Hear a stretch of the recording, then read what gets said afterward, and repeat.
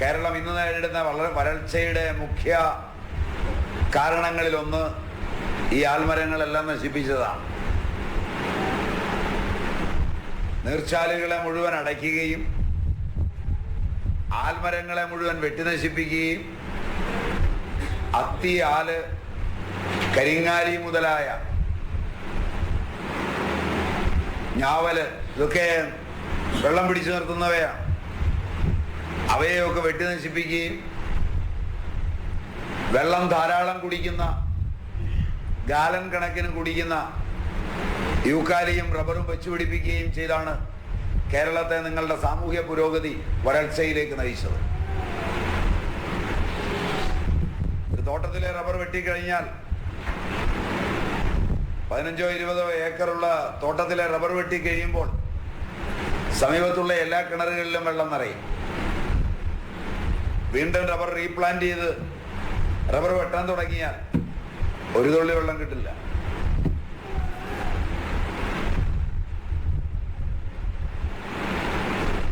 തൊടുപുഴക്കാര് ശരിയാണോ? കാരണം ഗാലൻ കണക്കിനാ വെള്ളവും വലിക്കുന്നത്.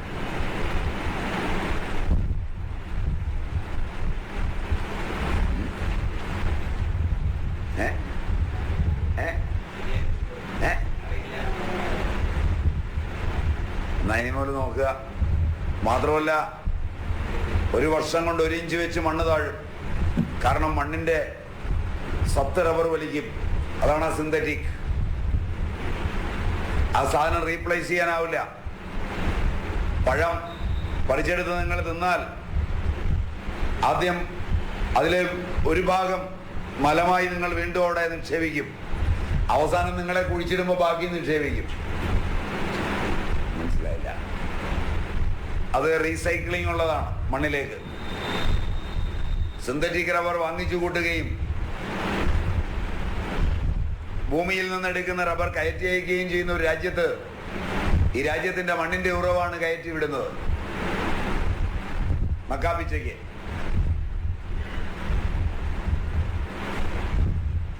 അതിന്റെ സാമ്പത്തിക ദർശനം പഠിക്കണമെങ്കിൽ ബയോഡൈവേഴ്സിറ്റി എന്താണെന്ന് അറിഞ്ഞിട്ട് പഠിക്കണം.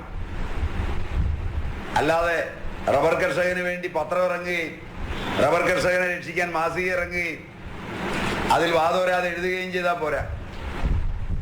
അതിന് തലയിൽ ആളിരിക്കണം.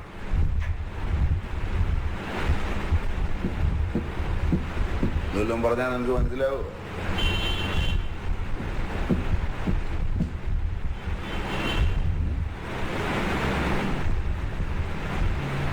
ഇതെല്ലാം പിടികിട്ടുമോ? അതുകൊണ്ട് ആലോചിച്ച് നോക്കാൻ നിങ്ങൾക്ക്. റബ്ബർ വെട്ടുന്നവർക്കറിയാം വെട്ടുകാരി കൂടെ ഉണ്ടെങ്കിൽ. ഉണ്ടോ? വെട്ടുകാരെങ്കിലും ഉണ്ടോ? ഇല്ല.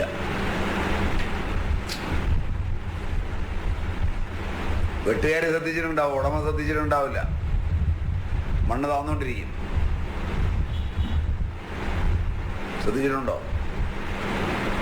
ഇല്ല. ഷീറ്റ് വിറ്റ് കാശ് മേടിക്കല്ല. ഇതുവല്ലോ ശ്രദ്ധിക്കുക.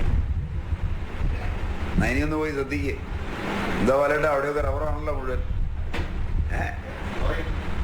ശ്രദ്ധിച്ചിട്ടുണ്ടോ? താന്നോണ്ടിരിക്കും.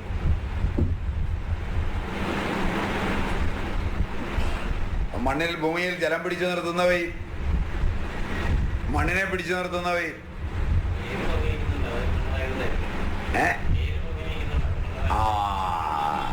ചെറുതായിട്ട് ചിന്തിച്ചു തുടങ്ങി. അപ്പൊ ഇനി പോയി നോക്കിയാൽ മതി.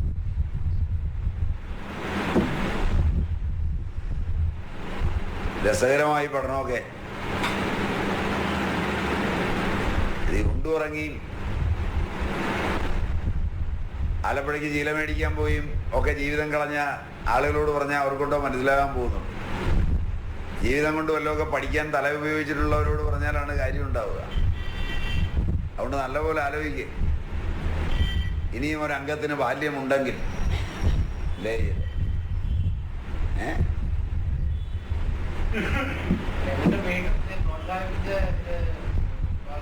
നല്ലതാണല്ലോ. കാരണം ഈ മണ്ണിന്റെ മക്കളല്ലല്ലോ നിങ്ങൾ, അതല്ലേ പ്രോത്സാഹിപ്പിക്കുന്നത്.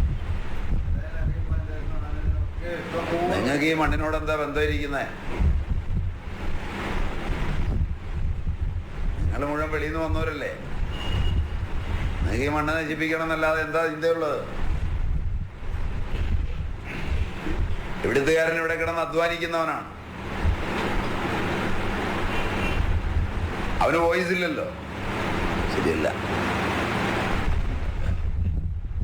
അവന്റെ വാക്കിന് പ്രസക്തി ഉണ്ടാവില്ലല്ലോ. നിങ്ങൾ കോട്ട് സൂട്ടിട്ട് നടക്കുന്ന മാന്യന്മാരല്ലേ ശാസ്ത്രം തീരുമാനിക്കുന്നത്.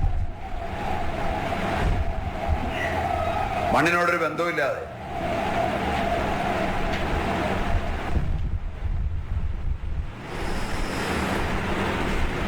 വളരെയധികം പ്രാണവായുവിനെ പകൽ ഉൽപ്പാദിപ്പിക്കുന്നതിനാൽ